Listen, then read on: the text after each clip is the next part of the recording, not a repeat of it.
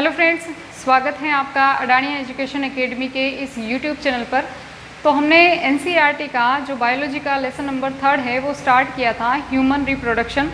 और इसमें हमने फीमेल रिप्रोडक्शन को स्टार्ट किया था, फीमेल रिप्रोडक्टिव सिस्टम को स्टार्ट किया था। और इससे पहले हमने मेल रिप्रोडक्टिव सिस्टम यानी कि नर जनन तंत्र के बारे में पढ़ लिया था। ठीक है, फीमेल रिप्रोडक्टिव सिस्टम के अंदर हमने बहुत सारी चीज़ें सीखी थी। लास्ट क्लास के अंदर हमने बहुत सारी चीज़ों में क्या क्या सीखा था, जैसे कि जो नर होता है उसके अंदर जो प्राथमिक या यूँ कह सकते हैं कि मुख्य जो जनन अंग होता है वो कौन होता है? वृषण। क्योंकि वृषण के अंदर बार बार बता चुकी हूँ, क्योंकि शुक्राणु का निर्माण होता है प्लस उसके अंदर टेस्टोस्टेरोन का निर्माण होता है। ठीक है, इसीलिए उसको प्राथमिक या मुख्य जननांग कह सकते हैं या जनन अंग कह सकते हैं। ठीक है, उसी तरह से जो फीमेल रिप्रोडक्टिव सिस्टम है उसके अंदर यानी कि मादा जो जनन तंत्र है उसके अंदर हमने देखा था कि मुख्य जननांग के रूप में या प्राथमिक जनन अंग के रूप में कौन होते हैं? एक जोड़ी अंडाशय। ठीक है, और अंडाशय जो है, क्यों इसे हमने मुख्य जननांग कहा? क्योंकि यहाँ पर अंडाशय के अंदर किसका निर्माण होगा? अंडाणु का। मेनली हमें करवाना क्या है? जो मादा जनन तंत्र है हमें उसमें क्या करवाना है? युग्मकों का निर्माण करवाना है, प्लस उसके साथ में ही जो बच्चे का डेवलपमेंट होगा या जो आगे युग्मनज बनेगा, भ्रूण का विकास, वो सभी के सभी उसी जनन तंत्र के अंदर होगा। ठीक है, तो युग्मक का जो निर्माण होगा, गैमेट फॉर्मेशन जो होगा वो कहाँ होता है? जो संरचना होती है अंडाशय की वहाँ पर होता है। जैसे अपन ने कल लास्ट वाली क्लास के अंदर हमने क्या क्या सीख लिया था, जैसे कि यहाँ पर अगर हम देखें तो इस तरह से यूटेरस होता है यानी कि गर्भाशय या वूम्ब जिसे बोलते हैं हम। यहाँ से पतली पतली नलिकाएं निकलती है। ठीक है, जो पहले जो है शुरुआत में थोड़ी संकड़ी होती है, इसे हमने इस्थमस नाम दिया था।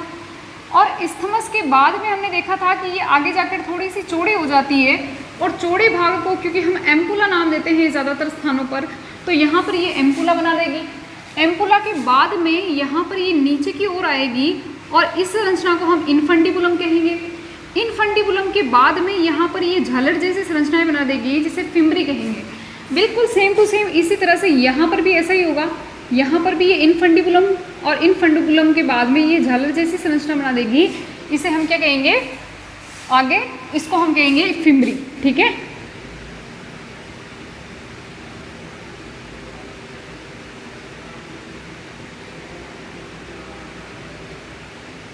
फिम्बरी कहेंगे।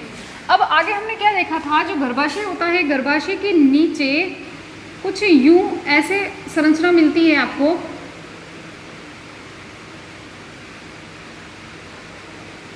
इस प्रकार से संरचना मिलती है आपको, इसे हमने सर्विक्स नाम दिया। सर्विक्स के बीच में यहाँ पर सर्वाइकल कैनाल होती है। ठीक है, और यहाँ पर इसके बाहर की ओर एक ओपनिंग होती है, एक कैनाल होती है जिसे हम वेजाइना नाम दे देते हैं। वेजाइना और सर्वाइकल कैनाल दोनों ही मिलकर किसका निर्माण कर रही थी? बर्थ कैनाल का निर्माण कर रही थी। ये बर्थ कैनाल है, क्यों? क्योंकि बच्चा जो शरीर से बाहर निकलेगा, जब बेबी डेवलप हो जाएगा और वो शरीर से बाहर निकलेगा तो वो कहाँ से निकलेगा?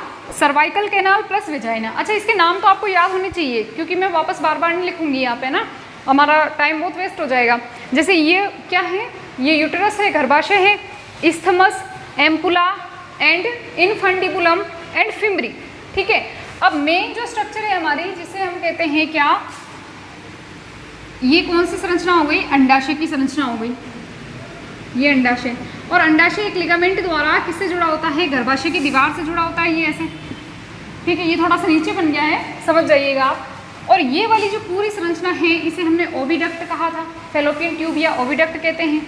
ठीक है, अब उसके बाद में हमने यहाँ पर 3 लेयर के बारे में पढ़ा था। जो पहली लेयर होती है उसे हम पेरीमेट्रियम कहते हैं, जो दूसरी लेयर होती है उसे मायोमेट्रियम कहते हैं, और जो थोड़ी सी ऊबड़ खाबड़ इस तरह से लेयर देखी थी अपन ने, वो लेयर कौन सी थी?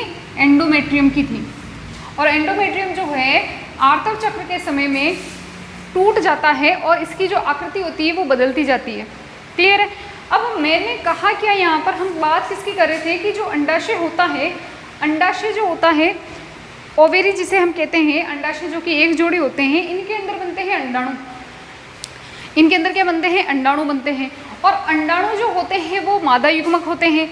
तो मादा युग्मक यानी कि अंडाणु, फीमेल गैमेट का निर्माण कहाँ हो रहा है? अंडाशय के अंदर हो रहा है। तो इसी वजह से अंडाशय को क्या कहा जाता है? मेन सेक्स ऑर्गन, या यूँ कह सकते हैं कि जो मुख्य जननांग है, ठीक है, मुख्य जनन अंग या प्राथमिक जनन अंग कह सकते हैं हम इसे। फिर ये अंडाणु का निर्माण होता है, फिर यहाँ से ये फिमरी से कैच करती है, फिर ये जाती है कहाँ? इनफंडिबुलम, इनफंडिबुलम से फिर एम्पुला, इस तरह से ये ओविडक्ट के अंदर ये जाता है। लेकिन मैंने लास्ट टाइम पे आपको ये चीज़ भी बताई थी कि जो अंडाणु होता है उसके हाथ पैर तो होते नहीं है कि वो चल के चला जाएगा, तो फिर अंडाणु यहाँ से गति करके फेलोपियन ट्यूब में आता कैसे है? शुक्राणु की पूंछ होती है और शुक्राणु अपनी पूंछ के द्वारा गति करता हुआ वेजाइना, और वेजाइना से यहाँ तक आ जाता है, फेलोपियन ट्यूब तक आ जाता है। तो फिर ये गति कैसे करेगा? ध्यान रखिएगा, जो अंडाणु होते हैं वो अचल प्रकार के, हमेशा ध्यान रखिएगा जो मादा युग्मक होते हैं वो अचल प्रकार के होते हैं, जबकि नर युग्मक जो होते हैं वो चल प्रकार के। चल का मतलब वो एक स्थान से दूसरे स्थान पर जा सकते हैं, बट अंडाणु जो होंगे वो एक स्थान से दूसरे स्थान पर चलकर नहीं जा पाएंगे, उनको या तो कोई ले जाएगा। अब वैसे अंडाणु कहीं जाएगा नहीं, ये है तो इसी जनन तंत्र के अंदर। तो यहाँ से इसको अगर यहाँ पर जाना है तो यहाँ पर इसमें क्या हो जाएंगे? एक छोटी छोटी सी ऐसी स्ट्रक्चर पाई जाती है जिसे अपन सीलिया कह सकते हैं, कॉलमनर एपिथेलियम की बनी होती है, यहाँ पर सीलिया होती है, और वो सीलिया क्या करती है? ऐसे गति करती है, ठीक है। तो गति की वजह से ये जो अंडाणु होता है वो यहाँ पर चलकर जा सकता है, ठीक है। तो ले जाने का काम कौन करेगा? सीलिया करेगा। ये सारी चीज़ें हम पढ़ चुके हैं। उसके बाद में हमने इस अंडाशय की संरचना भी देखी थी। अंडाशय का जो पूरा पार्ट होता है उसे स्ट्रोमा कहते हैं, बीच वाले पार्ट को मेडुला कहते हैं, और बाहर वाला जो भाग होता है इसे हम कॉर्टेक्स कहते हैं। ऐसी संरचना याद कीजिए, शायद आपने 11th क्लास में, शायद नहीं क्योंकि ये तो वैसे भी आपके लेसन था, ये तो है ना, ह्यूमन फिजियोलॉजी के अंदर जो किडनी होती है, किडनी का भी बाहरी जो पार्ट होता है उसे अपन कॉर्टेक्स कहते हैं, और बीच वाला जो पार्ट होता है उसे मेडुला कहते हैं। खैर ये उसका उत्सर्जन तंत्र का पार्ट है, लेकिन मैं नाम बता रही हूँ। कॉर्टेक्स यानी कि बाहरी वाले पार्ट को कॉर्टेक्स कह दो, अंदर वाले पार्ट को मेडुला बोल दो। क्लियर है? अब इसमें हमने ये जो है संरचनाएं पढ़ी थी। अब यहाँ पर एक चीज़ ध्यान देने योग्य है कि अगर मान लीजिए कोई लेडी है एंड उस लेडी का या फीमेल का कोई भी डॉक्टर एग्जामिन करे, किसी भी वजह से उसको मान लीजिए कि इसको किसी भी संरचना का अध्ययन करना है या कुछ भी, तो अगर वो उसे देखना चाहे बाहर से, तो बाहर से कभी भी फीमेल के अंदर ये सारी स्ट्रक्चर नहीं दिखाई देगी, ठीक है। ना ही यूट्रस दिखेगा, ना ही फेलोपियन ट्यूब दिखेगी, ना ही अंडाशय दिखेंगे, ना सर्विक्स दिखेगा, ना वेजाइना दिखेंगे, क्योंकि ये सारे के सारे जो भी ऑर्गन हैं वो सारे के सारे किस में प्रेजेंट होते हैं? शरीर के अंदर प्रेजेंट होते हैं। क्लियर है? तो शरीर के अंदर होने की वजह से ये बाहर से दिखाई नहीं देते। लेकिन हमने याद कीजिए कि इसमें हमने इसके अलावा भी कुछ ऑर्गन के बारे में लिखा था कि जिसे हम कहते हैं बाह्य जननांग या एक्सटर्नल जेनिटेलिया, एक्सटर्नल जेनिटेलिया या बाह्य जननांग। और हमने ये कहा था कि बाह्य जननांग यानी बाहर से देखने पर जो दिख जाए वो जनन अंग, उसे हम क्या कहेंगे? बाह्य जननांग या फिर एक्सटर्नल जेनिटेलिया। इसका मतलब क्या है कि ये वेजाइना लास्ट जहाँ पर ख़त्म होती है उसके आसपास में कुछ ऐसी स्ट्रक्चर होती है जो बाहर से दिखाई दे सकती है। सकती क्या है? दिखाई देती है, ठीक है। सभी फीमेल्स के अंदर अगर बाहर से एग्जामिन किया जाए तो बाहर से वो स्ट्रक्चर दिखाई देती है, और इन्हीं स्ट्रक्चर को हम कहते हैं क्या? एक्सटर्नल जेनिटेलिया या बाह्य जननांग। बाह्य यानी बाहर, जननांग यानी जनन अंग, जो बाहर से दिखते हैं वो बाह्य जननांग। अब ऐसे कितने बाह्य जननांग हैं और वो कहाँ कहाँ पर स्थित होते हैं वो हमें स्ट्रक्चर पढ़नी है। क्लियर है? तो मैं इसको एक बार रफ कर दूँ, ठीक है।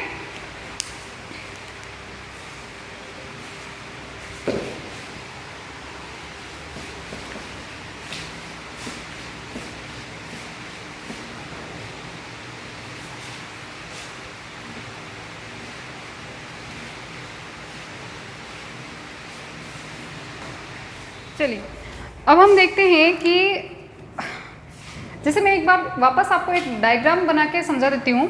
जैसे मान लीजिए कि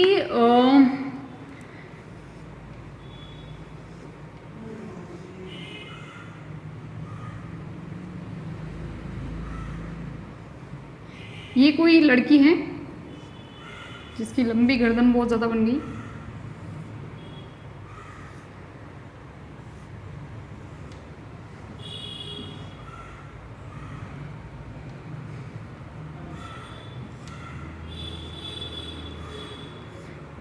ये ऐसे मान लीजिए, ठीक है, कुछ अजीब ही बनी है बट कोई बात नहीं, आपको समझ में आ जाना चाहिए।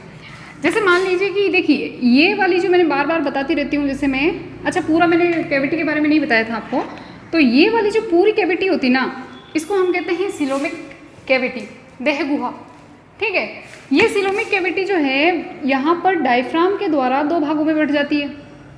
बीच में डायफ्राम होता है ना, श्वसन तंत्र का ही एक पार्ट होता है, तो डायफ्राम के द्वारा दो भागों में बढ़ जाती है। ऊपर वाले जो होता है उसे हम वक्ष गुहा कहते हैं, और नीचे जो है वो उदरीय गुहा, ठीक है। ऊपर वाली जो गुहा होती है, कैविटी होती है, उसे वक्ष गुहा कहते हैं, पूरी सिलोमिक कैविटी है, और ये है उदरीय गुहा। उदरीय गुहा के अंदर नीचे की ओर जो है वो कौन होता है, पेल्विक कैविटी या श्रोणी क्षेत्र जिसे अपन कह सकते हैं, या श्रोणी गुहा कह सकते हैं, ठीक है। तो यहाँ पर उदरीय गुहा में नीचे की ओर, तो अब आपने क्या देखा था, या हमने कल जो चीज़ें पढ़ी थी वो यहाँ पर ध्यान दीजिएगा। जैसे मान लीजिए कि यहाँ पर जो ये, जैसे कि मान लीजिए मैं इसको पूरा रफ कर देती हूँ, और ये मान लीजिए कि ये उदरीय गुहा का नीचे वाला पार्ट है, पेल्विक कैविटी है। तो यहाँ पर ऐसे, यहाँ पर देखिए, यहाँ पर इसका यूटेरस पड़ा है, ये इस्थमस है, ये एम्पुला है, ये जो है इनफंडिबुलम है, और यहाँ पर फिमरी हो जाएगी, यहाँ अंडाशय पड़े रहेंगे, यहाँ पर सर्विक्स होगा, और यहाँ पर वेजाइना होगी, ठीक है। तो ये पूरा का पूरा पेल्विक कैविटी के अंदर है, यानी कि बॉडी के अंदर है। बट अगर हम देखें कि यहाँ पर कुछ ऐसे अंग भी हैं जो इस पेल्विक कैविटी के बाहर की ओर यहाँ पर कहीं पर है, पेल्विक कैविटी के बाहर की ओर है, जिसे अगर देखा जाए बाहर से तो वो आराम से हमें विजिबल हो सकते हैं, दिख सकते हैं, ठीक है। तो इन्हीं को हमने कहा है बाह्य जन्नांग। तो आप इनमें से यानी कि वेजाइना तक, यानी कि यूट्रस, वेजाइना, फेलोपियन ट्यूब या फिर जो भी अंडाशय वगैरह हैं, उनको आप बाहर से नहीं देख सकते हैं, ठीक है। बट एक्सटर्नल जेनिटेलिया जो है वो बाहर से दिखाई देते हैं, क्लियर है। अब हम बार बार एक्सटर्नल जेनिटेलिया की जो बात कर ही रहे हैं, वो हम एक बार उनको देख लेते हैं, उनकी स्ट्रक्चर समझ लेते हैं। ध्यान से उनकी स्ट्रक्चर समझनी है, बहुत ईजी है, अभी कभी याद हो जाएगा। जैसे कि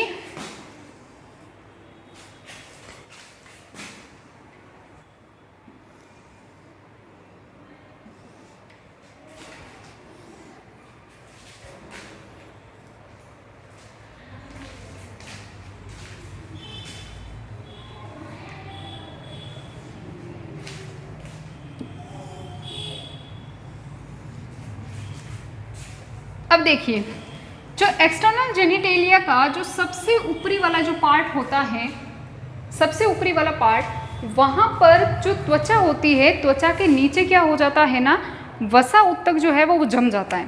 त्वचा है, त्वचा के नीचे बहुत सारा फैटी टिश्यू जम गया है, बहुत सारा वसा उत्तक जम गया है। तो बहुत सारा वसा उत्तक जमने की वजह से या फैटी टिश्यू जमने की वजह से जो यहाँ की ऊपर वाली जो संरचना होती है वो थोड़ी उभर कर आ जाती है, ठीक है, थोड़ी उभर कर आ जाती है। प्लस उसके साथ साथ ही वहाँ पर क्या हो जाते हैं, hair like structure, hair like structure नहीं कह सकते हैं, हेयर ही होते हैं वो, यानी कि बाल उगाते हैं, ठीक है। तो यहाँ पर क्या प्रेजेंट होते हैं, बाल ऊपर प्रेजेंट होते हैं, यानी हेयर होते हैं। तो यहाँ पर मैं हेयर बना लेती हूँ, यहाँ पर हेयर प्रेजेंट होते हैं, ठीक है। तो यहाँ पर ये जो जगह है, इसके नीचे तो बहुत सारा क्या भरा पड़ा है, वसी उत्तक भरा पड़ा है, तो इसी वजह से ये उभर के आ गया है। प्लस यहाँ पर हेयर प्रेजेंट है, तो इस संरचना को हम क्या कहते हैं, मॉन्स प्यूबिस, मॉन्स प्यूबिस, या हिंदी में इसे बोले तो क्या कहते हैं, जगन क्षेत्र, जगन क्षेत्र, मॉन्स प्यूबिस या जगन क्षेत्र, क्लियर है। अब देखिए ये स्ट्रक्चर हो गई, ये मॉन्स प्यूबिस हो गया, सबसे ऊपर की ओर है, जिसके नीचे त्वचा के नीचे बहुत सारा फैटी टिश्यू है, और ऊपर क्या है, बाल है, हेयर है, तो इसे हम मॉन्स प्यूबिस कहेंगे या जगन क्षेत्र कहेंगे। अब मॉन्स प्यूबिस के नीचे ही जो त्वचा होती है हमारी, जो स्किन होती है नॉर्मली, वो स्किन के दो फोल्ड बन जाते हैं, स्किन के क्या हो जाते हैं, दो फोल्ड बन जाते हैं, और उनके ऊपर भी क्या होते हैं, हेयर प्रेजेंट होते हैं।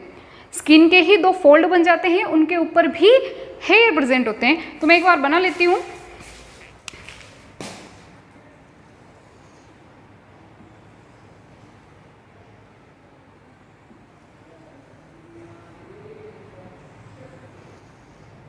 ये इस तरह से, ठीक है, ये 2 फोल्ड है और ये किसके फोल्ड है, स्किन के ही फोल्ड है। और इनके नीचे भी थोड़ा बहुत जो है वो वसी तक भरा रहता है, तो ये भी उभरी हुई संरचना होती है। और अभी भी मैंने बताया कि यहाँ पर भी क्या होगा, हेयर प्रेजेंट होंगे, यहाँ पर भी क्या होंगे, हेयर होंगे। तो इन संरचना को, ये जो दोनों संरचना है 2 है ये, तो देखिए इनको हम कहते हैं लेबिया मेजोरा, लेबिया मेजोरा। एक को बोलते हैं लेबिया मेजस, क्या बोलते हैं, लेबिया मेजस, बट यहाँ पर 2 है इसलिए इन दोनों को ही क्या कहते हैं, लेबिया मेजोरा। तो ये भी इसके साथ आ गया, लेबिया मेजोरा, ठीक है। अब लेबिया का मतलब होता है लिप्स एंड मेजोरा का मतलब होता है बड़ा, यानी बड़े बड़े लिप्स जैसी संरचना, तो इसे हम क्या कह देंगे, लेबिया मेजोरा, ठीक है। हिंदी वाले बच्चे देखेंगे क्या कहेंगे इसे, वृहद भगोष्ठ, क्या कहेंगे, वृहद भगोष्ठ। क्लियर है, वृहद भगोष्ठ क्या है, एक मिनट मुझे यहाँ से क्लियर करने दीजिए। आप समझ गए होंगे वैसे भी, क्योंकि यहाँ पर कुछ और स्ट्रक्चर भी आएगी, तो आप समझ गए होंगे ना कि दोनों को ही मिलाकर क्या बोल रहे हैं, लेबिया मेजोरा बोल रहे हैं, ठीक है। तो इनको हम क्या कहेंगे, वृहद भगोष्ठ कहेंगे या लेबिया मेजोरा, लेबिया यानी लिप्स और मेजोरा यानी बड़े बड़े। अब यहाँ पर अगर मेजोरा वर्ड आया है, बड़े हैं, इसका मतलब इनसे छोटे भी कुछ ना कुछ होंगे, यहाँ पर छोटी संरचना भी होगी। तो ध्यान रखना कि अंदर, इसके अंदर जो है वो बहुत ही सॉफ्ट से टिश्यू की बनी हुई फिर से 2 फोल्डिंग पाई जाती है, यहाँ पर ऐसे बहुत सॉफ्ट टिश्यू की बनी 2 फोल्डिंग पाई जाती है।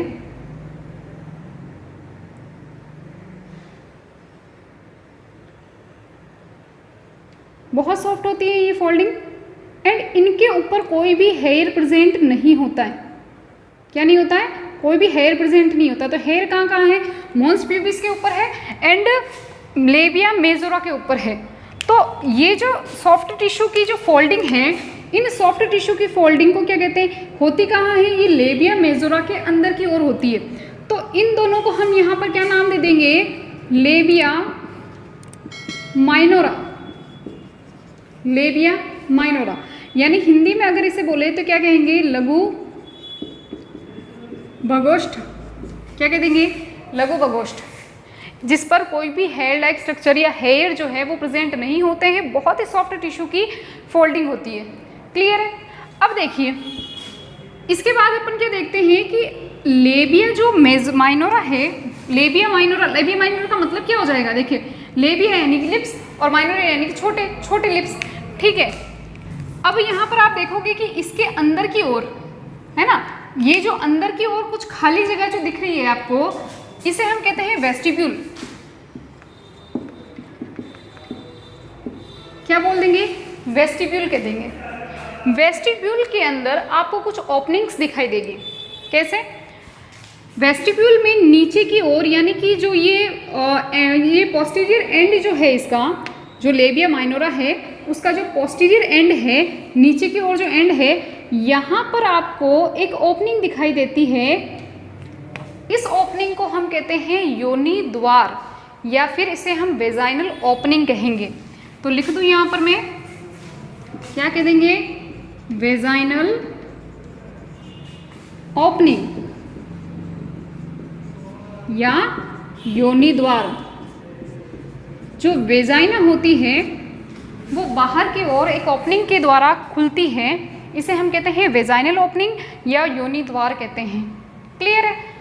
अब देखना, योनि द्वार के ऊपर की ओर, यानी कि ये तो पोस्टीरियर एंड की तरफ हो गया, ये एंटीरियर एंड है, तो यहाँ पर एक, यहाँ पर हम यूँ कह सकते हैं, यहाँ पर एक और छिद्र होता है, एक और ओपनिंग होती है।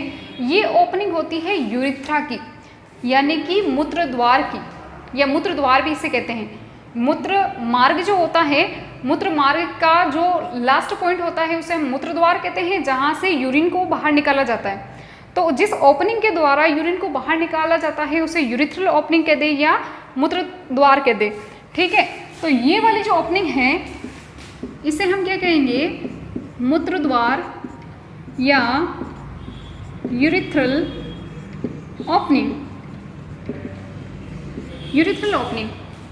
ठीक है, अब आपको ध्यान क्या रखना है, हमने याद कीजिए कि हमने जब मेल रिप्रोडक्टिव सिस्टम पढ़ा था उसमें हमने जो पेनिस की संरचना देखी थी, ये पेनिस है, जैसे मान लीजिए ये पेनिस है, ठीक है, ये स्ट्रक्चर हमने देखी थी, और इसके अंदर यूरिथ्रा आती है और यूरिथ्रा की यहाँ पर ओपनिंग हो जाती है। तो ध्यान रखिएगा जो पेनिस होता है उसके अंदर यहीं से कौन आएगा, स्पर्म भी यहीं से निकलेंगे, प्लस यूरिन भी यहीं से निकलेगा, यूरिन भी यहीं से, यानी कि इसी एक ही ओपनिंग के द्वारा यूरिन भी बाहर निकलता है एंड स्पर्म भी बाहर निकलते हैं। बट फीमेल में ऐसा नहीं होता है, फीमेल के अंदर यूरिन को बाहर निकालने के लिए अलग ओपनिंग है, अलग छिद्र है, और जो रिप्रोडक्टिव जो ओपनिंग है वो अलग है। अब रिप्रोडक्टिव ऑर्गन अगर ये ओपनिंग है, इसका मतलब क्या है कि पहली चीज़ तो ये कि स्पर्म जो एंटर करेंगे, स्पर्म जो शरीर के अंदर जाएंगे, शरीर का मतलब है मेरा है गर्भाशय, तो गर्भाशय के अंदर जो स्पर्म जाएंगे वो भी यहीं से जाएंगे। ठीक है, एंड इसके बाद में जब अगर फर्टिलाइजेशन हो जाता है और एक बेबी का जन्म होता है, तो बेबी जो शरीर से बाहर आएगा उस बेबी को शरीर से बाहर निकालने के लिए भी यही ओपनिंग है।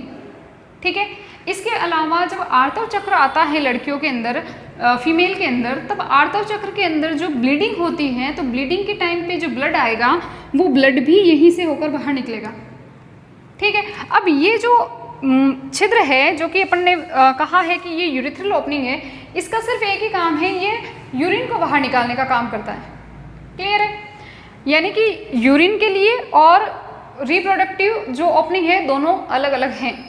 अब एक चीज़ और ध्यान रखनी है, इम्पोर्टेंट है, ये जो वेजाइनल ओपनिंग है यहाँ पर ऊपर की ओर एक छोटा सा, यूँ कह सकते हैं, एक टिश्यू होता है जो इसको थोड़ा सा पार्शियली कवर करके रखता है, वेजाइना को कवर करके रखता है, एक टिश्यू होता है। ठीक है, इस टिश्यू को हम नाम देते हैं हाइमन। क्या नाम दे देते हैं, हाइमन। हाइमन हिंदी में इसे कहते हैं योनि छद, हाइमन या योनि छद। क्या होता है, एक टिश्यू होता है, एक कवरिंग होती है, टिश्यू की एक कवरिंग होती है जो कि इस वेजाइना को पार्शियली ढक देती है, थोड़ा सा ढक देती है। ठीक है, ये हाइमन जो होता है ना, वो एक तरह से यूँ कह सकते हैं कि इंडिया के अंदर, अब मैं बाहर के कंट्री की बात नहीं करूँगी, बट इंडिया के अंदर ऐसा माना जाता है कि अगर किसी भी लड़की के अंदर, जो कि मैं ये नहीं कहती हूँ कि ये जो वर्ड मैं बोलने जा रही हूँ वो सही है, बट ऐसा माना जाता है कि किसी भी गर्ल्स के अंदर, एक जो भी कोई भी लड़की है उसके अंदर अगर फीमेल के अंदर ये हाइमन प्रेजेंट है तो वो लड़की वर्जिन है। हाइमन अगर प्रेजेंट है तो वो लड़की क्या है, वर्जिन है, कुंवारी है, यानी कि उस लड़की के और किसी भी अन्य पुरुष के बीच में कोई संबंध आज दिन तक नहीं बना है। बट ये चीज़ मैं बिल्कुल गलत कहूँगी, साइंस भी इसे गलत मानता है। क्यों? क्योंकि जब फर्स्ट इंटरकोर्स होता है या फर्स्ट संभोग की क्रिया, पहली बार जब संभोग की क्रिया होती है तो कहा जाता है कि ये हाइमन जो है वो फट जाता है, और फट जाने की वजह से जो है वो ब्लीडिंग होने लग जाती है, यहाँ से ब्लड जो होता है वो बाहर की ओर आने लग जाता है। ठीक है ना, बट ये गलत है, क्योंकि ये हाइमन जरूरी नहीं है कि फर्स्ट इंटरकोर्स के समय या संभोग की क्रिया के समय ही फटे, ये किसी और कारण की वजह से भी फट सकता है। जैसे कि एक लड़की है, बहुत ज़्यादा साइकिलिंग करती है, जिम्नास्टिक करती है, ठीक है, या हॉर्स राइडिंग करती है, तो ऐसी बहुत सारी क्रियाएं अगर मान लो वो शुरुआत से कर रही है तो उनकी वजह से भी ये हाइमन झिल्ली फट सकती है। ठीक है, तो हाइमन झिल्ली के होने या नहीं होने से किसी भी लड़की को वर्जिन घोषित नहीं किया जा सकता है, या वर्जिनिटी उसकी चेक नहीं की जा सकती है कि ये वर्जिन है या नहीं है। ठीक है, इसके अलावा एक आपने अगर आपने एनसीईआरटी पढ़ी है तो वहाँ पर एक शब्द सुना होगा आपने, टेम्पोन। टेम्पोन यानी वहाँ पर लिखा था कि टेम्पोन के एंटर होने की वजह से भी ये हाइमन झिल्ली फट सकती है। अब टेम्पोन क्या होता है, जैसे जो गर्ल्स होती है, फीमेल्स जो होती है, फीमेल्स के अंदर जब आर्तव चक्र आता है तो उस टाइम ब्लीडिंग होती है, और ब्लीडिंग को सोक करने के लिए जो सुख उसको हम यूँ कह सकते हैं कि ब्लीडिंग के लिए वहाँ पर लड़कियाँ जो है यूज़ क्या करती है, पैड यूज़ करती है। ठीक है, तो पैड यूज़ करती है। लेकिन बाहरी अगर हम फॉरेनर कंट्रीज़ में देखें तो क्या होता है कि वहाँ पर जो गर्ल्स होती है, फीमेल्स जो होती है, वो एक ऐसी संरचना बनी होती है, कॉटन की ही एक ऐसी संरचना बनी होती है, ये कुछ ज़्यादा ही बड़ा हो गया, एक ऐसी संरचना होती है कॉटन की ही, उसको यूज़ में करती है, उसको यूज़ में लेती है, और ये इसे हम कहते हैं टेम्पोन। ये होता क्या है, तो ये देखिए, जैसे मान लीजिए कि ये वेजाइना है, ये वेजाइनल ओपनिंग है, तो इसको क्या करती है कि वो अपने वेजाइना के अंदर एंटर करवाती है, जिससे कि जो ब्लड आता है वो यहीं से ये क्या कर देता है, उसे सोख लेती है, और यहाँ पर इसको धागे जैसी संरचना होती है जिसके पकड़कर वापस बाहर भी निकाला जा सकता है। ठीक है, तो इस टेम्पोन की वजह से भी ये हाइमन झिल्ली जो है वो फट सकती है। क्लियर है। अब देखिए, अब हम देखते हैं कि इसके ऊपर की ओर, अगर हम ऊपर की ओर चले तो यहाँ पर जो है एक टिश्यू होता है, इरेक्टाइल टिश्यू का बना एक संरचना होती है, इसे हम कहते हैं क्लाइटोरिस। क्या कहते हैं, क्लाइटोरिस कहते हैं।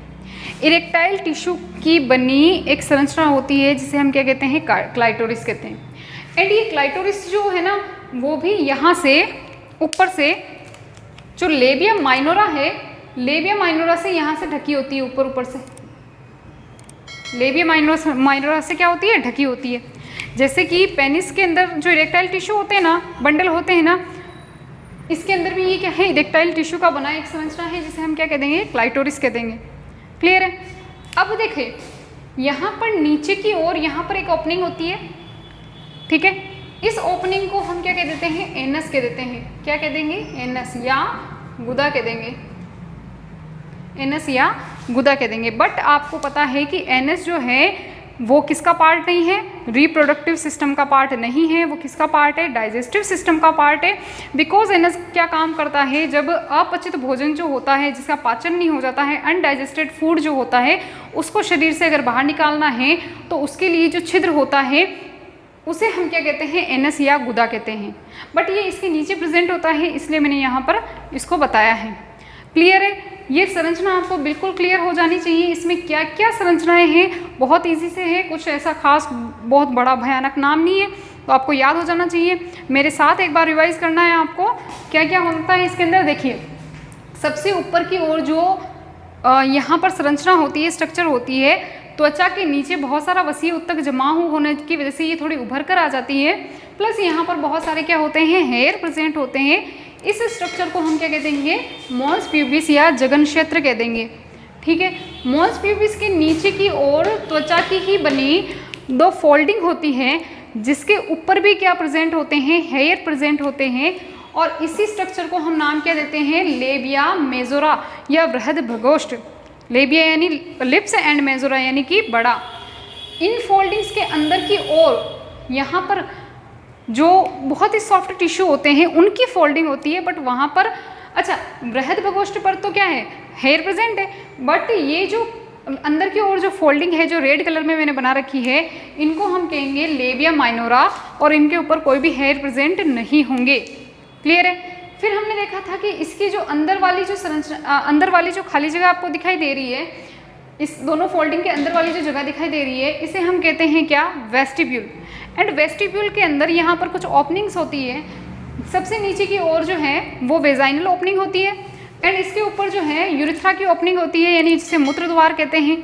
मूत्र द्वार के ऊपर भी जहाँ पर ये दोनों मिलते हैं ना, ये कौन, लेबिया माइनोरा, दोनों ऊपर की ओर जहाँ मिलते हैं वहाँ पर इरेक्टाइल टिश्यू की बनी एक संरचना होती है जिसे हम क्लाइटोरिस कहते हैं। ठीक है। और इसके बाद में अपन ने क्या देखा है कि जो वेजाइनल ओपनिंग होती है, वेजाइना के अंदर एक टिश्यू की एक कवरिंग होती है जिसे हमने हाइमन कहा है। और हाइमन जो है वो फर्स्ट इंटरकोर्स के समय फट भी सकती है, और अगर ऐसा ज़रूरी नहीं है कि फर्स्ट इंटरकोर्स के समय ही फटे, वो पहले भी फट सकती है। ठीक है, ये संरचना किसकी होती है? हाइमन की। एंड हाइमन वगैरह ये जो सारी चीज़ें हैं, इनके नीचे की ओर एक ओपनिंग होती है जिसे अपन एनस कहते हैं। एनस जो है वो किसका पार्ट नहीं है?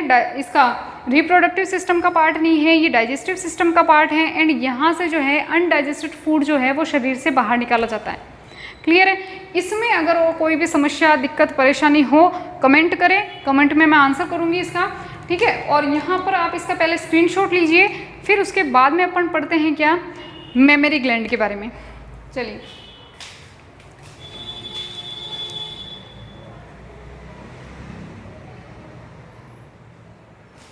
चलिए कंप्लीट है।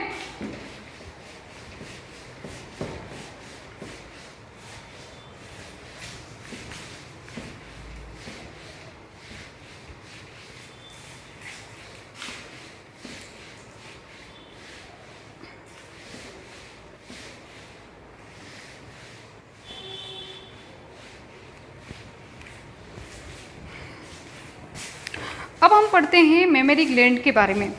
ठीक है, तो इसको भी ध्यान से समझना है। मेमोरी ग्लैंड के अंदर होता क्या क्या है?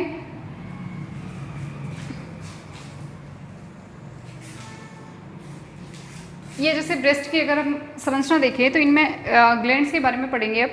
तो यहाँ पर देखिए क्या होता है, जो ब्रेस्ट का जो साइज होता है वो एक टिश्यू की वजह से होता है। यहाँ पर बहुत सारा टिश्यू भरा पड़ा रहता है, यहाँ पर ऊपर की ओर ऐसे बहुत सारा टिश्यू होता है। ठीक है, ऐसे सिमिलरली यहाँ पर भी बहुत सारा टिश्यू होता है, और इसी की वजह से जो है ब्रेस्ट की साइज होता है। ठीक है, इसे हम कहते हैं एडिपोज टिश्यू। क्या कहते हैं? Adipose tissue.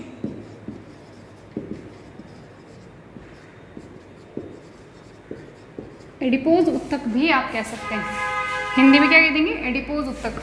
ठीक है, अब यहाँ पर कुछ जो बीच में उत्तक होते हैं, यहाँ पर कुछ पालियाँ होती है। ठीक है, यहाँ पर कुछ आपको लोब्स मिलेगी, उत्तक की बनी कुछ लोब्स मिलेगी, पालियाँ मिलेगी। इन लोब्स को हम नाम क्या दे देते हैं? Memory lobes.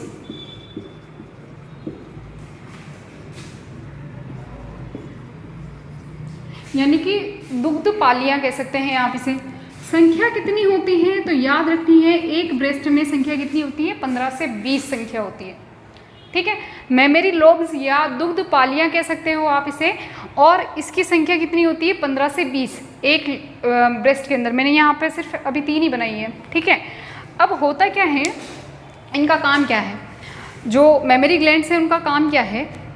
मिल्क बनाना। ठीक है, तो यहाँ पर मिल्क बनाने के लिए कुछ स्ट्रक्चर प्रेजेंट होगी, कुछ संरचनाएं होंगी। यहाँ पर बीच बीच में अगर हम देखें, यहाँ पर जो अंगूर होता है ना, अंगूर के जैसी यहाँ पर कुछ आपको स्ट्रक्चर दिखाई देगी, ऐसे इस तरह से। यहाँ पर भी होगी ऐसे ऐसे ऐसे बहुत सारी स्ट्रक्चर होगी।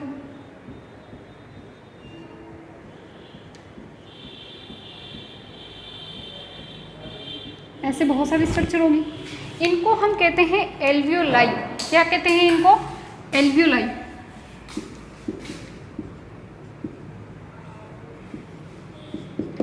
एल्वियोलाई या कुपिकाएं कहते हैं इसको। ठीक है, आप हिंदी में क्या कह सकते हो इसे? कुपिका। एल्वियोलाई या कुपिका। एंड ये एल्वियोलाई किस टिश्यू की बनी होती है? एपिथेलियल टिश्यू की बनी होती है। किसकी बनी होगी? एपिथेलियल टिश्यू की। ठीक है, और ये काम क्या करती है? तो ये मिल्क बनाने का काम करती है। किसका काम करेगी ये? मिल्क बनाने का। जैसे मान लो कि मैं यहाँ पर भी एक ऐसे बना दूँ इस तरह से, तो ये मिल्क बनाने का काम करेगी। ठीक है, तो पहली चीज़ तो ये कि ये जो मिल्क बनाएगी वो किस हार्मोन की वजह से मिल्क बनाएगी? मिल्क कौन से हार्मोन की वजह से बनता है? Prolactin hormone. कौन से हार्मोन की? Prolactin hormone.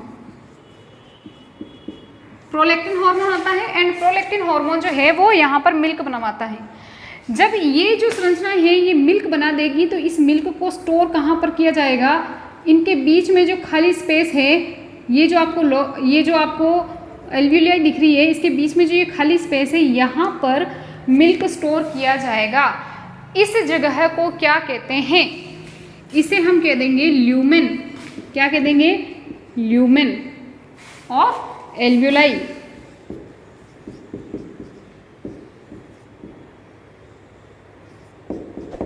Alveoli, lumen of alveoli. ठीक है, खाली जगह होती है इसमें हम ल्यूमेन कहते हैं, कोई भी खाली स्पेस है उसे हम ल्यूमेन कह देंगे। जैसे मान लीजिए कि ये कोई नलिका है, ये नलिका है, इसके बीच का जो ये खाली स्पेस है इसे हम नाम देते हैं ल्यूमेन। तो यहाँ पर जो ये जो स्ट्रक्चर दिखाई दे रही है एल्वियोलाई की, एल्वियोलाई के बीच में जो ल्यूमेन है, ठीक है, इसके अंदर कौन इकट्ठा हो जाएगा, मिल्क इकट्ठा हो जाएगा, दूध इकट्ठा हो जाएगा। अभी दूध बाहर निकल, ऐसा नहीं कि मिल्क कभी भी बाहर निकल जाएगा, ठीक है ना, उसके लिए भी एक हार्मोन आता है। तो यहाँ पर ल्यूमेन के अंदर मिल्क इकट्ठा हो गया, तो मान लीजिए कि ये मैं लिख लेती हूँ इसको, जैसे कि ये है मिल्क। क्लियर है, किसने बनाया, एल्वियोलाई ने बनाया। अब देखिए एल्वियोलाई से ही फिर से यहाँ पर क्या निकलेगी, अच्छा ये मिल्क है, ब्लैक रंग का बना रखा है, इसका मतलब ये नहीं है ना कि ये क्या हो गया, यहाँ से पतली पतली नलिकाएं निकलती हैं, जैसे कि यहाँ से ये पतली पतली नलिकाएं निकलेगी, यहाँ से पतली पतली नलिकाएं निकलेगी। इन नलिकाओं को हम क्या कह देंगे, मेमेरी ट्यूब्यूल्स। इन नलिकाओं को हम क्या कह देंगे, मेमेरी ट्यूब्यूल्स, दुग्ध नलिकाएं। क्या कह देंगे, दुग्ध नलिकाएं। और ये जो सारी मेमेरी ट्यूब्यूल्स है वो इकट्ठा होके, जैसे बहुत सारी मेमेरी ट्यूब्यूल्स है वो इकट्ठा होके एक मोटी सी नलिका बनाएंगी। जैसे यहाँ से निकल रही है, मान लीजिए ये निकल रही है, ठीक है, और ये भी निकल रही है, तो ये एक मोटी सी नलिका बनाएगी। बहुत सारी मेमेरी ट्यूब्यूल्स जो है वो निकल कर क्या बनाएगी, एक बड़ी सी नलिका बनाएगी, एक बड़ी सी वाहिनी बनाएगी। ठीक है, इनको हम क्या कह देते हैं, मेमेरी डक्ट, दुग्ध वाहिनी। Mammary duct. देखो पतली जो नलिकाएं हैं जो कहाँ से निकल रही है, एल्वियोलाई से निकल रही है, उन्हें हमने मेमेरी ट्यूब्यूल्स कहा है, क्योंकि ट्यूब्यूल यानी कि बहुत पतली पतली होती है, एंड डक्ट यानी कि बड़ी नलिका। थोड़ी सी ये जो वाहिनी होगी ये थोड़ी बड़ी होगी, क्योंकि बहुत सारी नलिकाएं, जैसे कि मान लीजिए यहाँ से भी निकल रही है, तो ये बहुत सारी जब ट्यूब्यूल्स आपस में जुड़ेगी तो एक बड़ी सी वाहिनी बनाएगी, और इसे ही हम क्या कह देते हैं, मेमेरी डक्ट कह देते हैं। क्लियर है। अब ध्यान क्या रखना है कि बहुत सारी मेमेरी डक्ट जो है वो आगे जाकर क्या बनाएगी, एक ऐसे चौड़ा चौड़ा भाग बनाएगी, यानी फुला हुआ भाग बनाएगी। यूँ यहाँ से मान लीजिए और आ रही है, ठीक है, तो ये ऐसे फुला हुआ भाग बनाएगी, ऐसे चौड़ा चौड़ा भाग बनाएगी। और मैंने आपको बताया था कि जो फुला हुआ या चौड़ा हुआ भाग होता है इसे हम कहते हैं एम्पुला। एम्पुला, एम्पुला याद कीजिए किसमें पढ़ा था हमने लास्ट टाइम पे, ओविडक्ट के अंदर, फेलोपियन ट्यूब के अंदर पढ़ा था। ठीक है, यहाँ पर भी एम्पुला है, बट ये कौन सा एम्पुला है, मेमेरी एम्पुला या एम्पुला ऑफ मेमेरी ग्लैंड। ठीक है, तो यहाँ पर ये बड़ी बड़ी सी ऐसे स्ट्रक्चर बना लेगी, एक खाली खाली सी स्ट्रक्चर बना लेगी, इसे अपन क्या कह देंगे, एम्पुला। ठीक है, अब देखिए एम्पुला जो है आगे जाकर फिर से कुछ नलिकाओं में खुलेगा, यहाँ से आगे जाकर फिर से कुछ नलिकाओं में खुलेगा, और ये नलिकाएं जो है यहाँ पर क्या होगा, निप्पल होगा। आप पता है यहाँ पर क्या होगा, निप्पल होगा। ठीक है, तो ये एम्पुला ये जो नलिकाएं हैं ये यहाँ पर जाकर इसमें खुलेगी, निप्पल के अंदर खुलेगी, और इन नलिकाओं को जो कि मैंने रेड कलर में बना रखी है, इनको हम क्या कह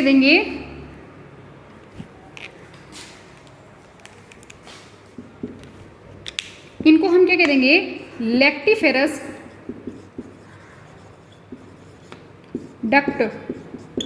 लैक्टिफेरस नलिका या लैक्टिफेरस वाहिनी या लैक्टिफेरस डक्ट। एम्पुला के बाद में जो ये नलिकाएं निकल रही है इसे हमने नाम क्या दिया, lactiferous duct. And lactiferous duct की वजह से ही जो मिल्क होगा वो बाहर की ओर आएगा। ठीक है, अब मैं आपसे ये क्वेश्चन करती हूँ कि मिल्क बनाया किसने है, कौन से हार्मोन ने, प्रोलैक्टिन हार्मोन ने। किधर लिखा अपन ने, प्रोलैक्टिन हार्मोन ने। कौन से हार्मोन ने, प्रोलैक्टिन हार्मोन ने। लेकिन इस मिल्क को बाहर यानी कि इंजेक्शन कौन करवाएगा, यहाँ से ब्रेस्ट से बाहर निकालने में कौन सहायता करेगा, ऑक्सीटोसिन हार्मोन। कौन करेगा, oxytocin hormone.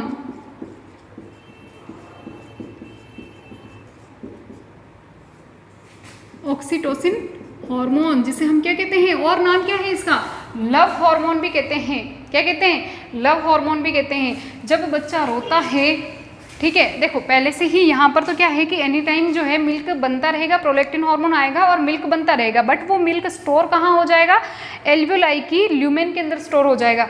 But every time तो ऐसा नहीं है ना कि मिल्क जो है वो ब्रेस्ट से बाहर निकले, लेकिन जब बच्चा रोता है या बच्चा जो है वो मम्मा की ब्रेस्ट को छूता है, ठीक है, यहाँ से वो दूध पीने की जब कोशिश करता है तो एक हार्मोन होता है ऑक्सीटोसिन हार्मोन।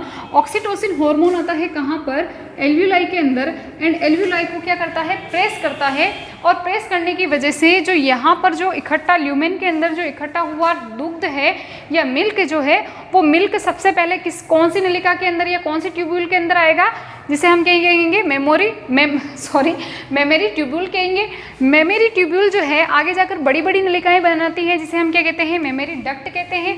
तो ये मेमोरी डक्ट के अंदर आएगा, और फिर मेमोरी डक्ट जो है आगे जाकर इसके अंदर ये बड़ी बड़ी सी एक संरचना बना देती है, फुली सी, इसे हम एम्पुला कहते हैं। तो ये एम्पुला के अंदर आएगा।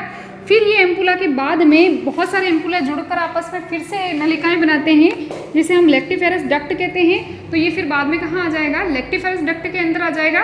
और लेक्टिफेरस डक्ट से के बाद में निप्पल से होता हुआ जो मिल्क है, वो मिल्क कहाँ आ जाएगा, ब्रेस्ट से बाहर आ जाएगा।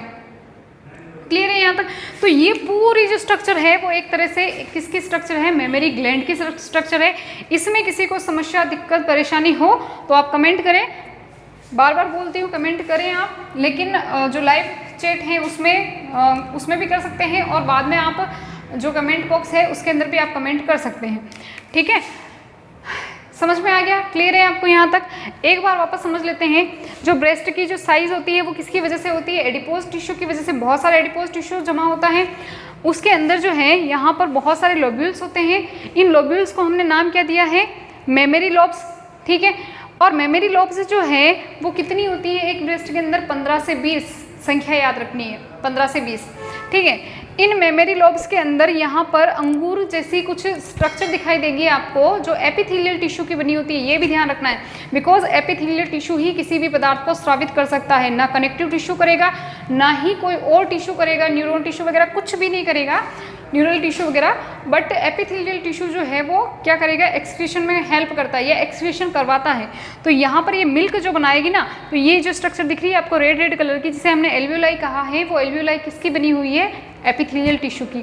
जब यहाँ पर ये मिल्क बना देगी, किस हार्मोन की प्रेजेंट के अंदर, प्रोलैक्टिन हार्मोन की वजह से जब ये मिल्क बना देगी, तो ये मिल्क कहाँ पर स्टोर हो जाएगा, इसकी ल्यूमेन के अंदर स्टोर हो जाएगा।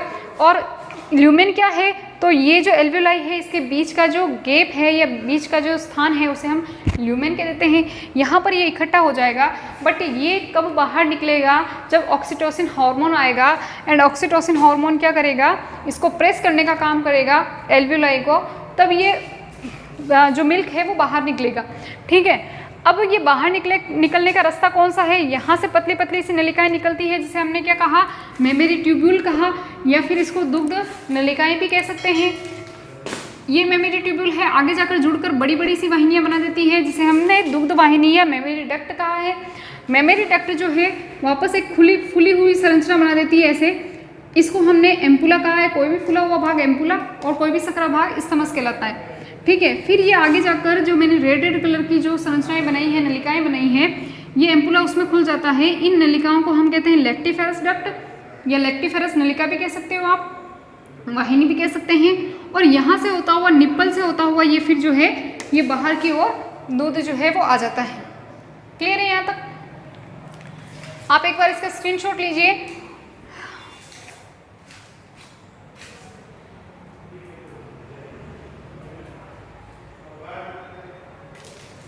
ले लिया होगा स्क्रीनशॉट। तो आज की हमारी क्लास में हमने क्या क्या चीज़ें पढ़ी हैं, एक्सटर्नल जेनिटेलिया पढ़ा है, एंड इसके अलावा एक्सटर्नल जेनिटेलिया के अंदर हमने क्या पढ़ा है कि ये बाह्य जननांग होते हैं जो बाहर से दिखाई दे सकते हैं आसानी से, इजीली से। एंड इसके बाद में हमने पढ़ा मेमोरी ग्लैंड के बारे में, ठीक है। तो यहाँ पर आई होप कि आपको सारी जो चीज़ें हैं वो बहुत ही इजीली समझ में आ गई होगी। अगर बाई चांस समझ में नहीं आई है तो आप फिर से इस वीडियोज़ को देखिए, और फिर भी अगर कोई प्रॉब्लम हो तो आप कमेंट करिए।